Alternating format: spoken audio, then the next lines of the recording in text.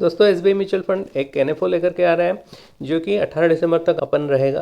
Basically ये quant based theme follow करके ये इन्वेस्टमेंट करने वाला है, यानी जो डाटा ड्रिवन मॉडल होगा उस हिसाब से इन्वेस्टमेंट करने वाला है। सो ये basically open ended equity theme scheme रहेगा जो फॉलो करने वाला है क्वांट बेस्ड इन्वेस्टमेंट थीम को। सो क्वांट बेस्ड थीम क्या होता है, नहीं क्वांट म्यूचुअल फंड क्या होता है, बेसिकली म्यूचुअल फंड स्कीम होता है जो मैथमेटिकल मॉडल्स एल्गोरिथम को फॉलो करके इन्वेस्टमेंट डिसीजन लिया जाता है। ये रहेगा combination of active passive fund, ये फंड मैनेजर का इन्वॉल्वमेंट रहेगा डिसीजन में।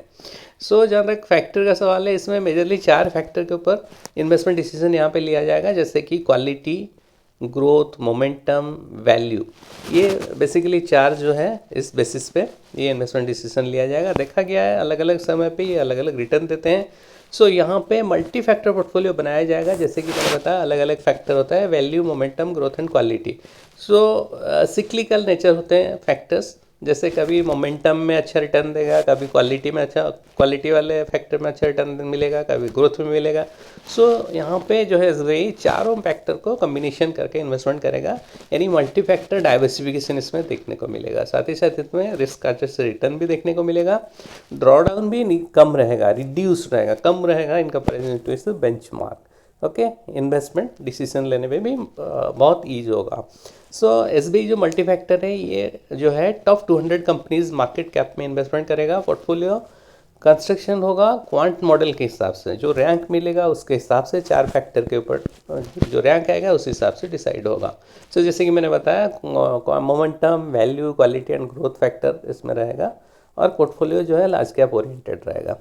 Okay, so multi factor model जो बनाया गया है ये डायनेमिक एलोकेशन रहेगा, जैसे कुछ सर्टन फैक्टर जो है मंथली बेसिस पे रीसेट किया जाएगा। जैसे मैक्सिमम पॉइंट में अगर पहुंच जाता है तो उसको फिर रीसेट किया जाएगा। तो इस तरह ये इन्वेस्टमेंट करने वाला है 4 फैक्टर को बेस करके। सो जहाँ तक रिटर्न का सवाल है, ट्रेलिंग परफॉर्मेंस का सवाल है, आप ये देखा गया है पिछले 3 साल में बेंचमार्क को मतलब 5-6% के हिसाब से जो है रिटर्न ज़्यादा देखने को मिला है इस क्वांट मॉडल में। अगर आप देखोगे 10 साल में भी लगभग 18-19% का, और सिंस इंसेप्शन ये 22% का रिटर्न देखने को मिला है, जबकि इसका बेंचमार्क BSE 200 का जो है 15-16% तक रिटर्न दिया है।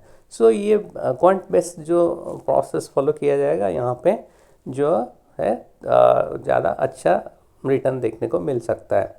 तो जहाँ तक ड्रॉडाउन का सवाल है, इसमें आप देखोगे बेंचमार्क से ये कम गिरा है मार्केट गिरावट में, जैसे कि कोविड क्राइसिस हो या जैसे यूई क्राइसिस हुआ, तो उस समय इसका ड्रॉडाउन जो है कम देखने को मिला है आज कंपेयर टू इसका बेंचमार्क जो BSE 200 है। सो ड्रॉडाउन भी कम देखने को मिलेगा और मार्केट अच्छे मार्केट में भी ऊपर जाएगा। सो एलोकेशन का जहाँ तक सवाल है, इसमें मार्केट कैप जो है ये लार्ज कैप ओरिएंटेड रहेगा। 80% तक इसका एलोकेशन जो है लार्ज कैप में ही इन्वेस्टमेंट किया जाएगा। सो ये रिस्क, जहाँ तक रिस्क का सवाल है, इसमें कम हो सकता है, क्योंकि ये ज़्यादातर लार्ज कैप ओरिएंटेड ही इन्वेस्टमेंट रहेगा।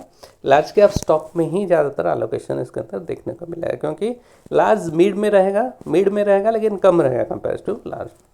Okay, so Quant mutual fund detail की बात करिए, ओपन एंडेड इक्विटी स्कीम जो इन्वेस्टमेंट करने वाला है क्वांट बेस्ड थीम में इन्वेस्टमेंट करने वाला है। 18 दिसंबर तक अपन रहेगा। बेंचमार्क BSE 200 TRI 5,000 रुपये मिनिमम इन्वेस्टमेंट करके आप इन्वेस्टमेंट कर सकते हो।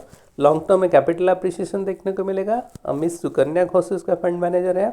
एग्जिट लोड, इसमें आप अगर 6 महीने के अंदर एग्जिट करते हैं, स्विच करते हैं, तो आपको 0.5% का एग्जिट लोड लगने वाला है। Thanks for watching. ऐसे म्यूचुअल फंड रिलेटेड कंटेंट के लिए आपने अगर मेरे चैनल सब्सक्राइब नहीं किया है तो सब्सक्राइब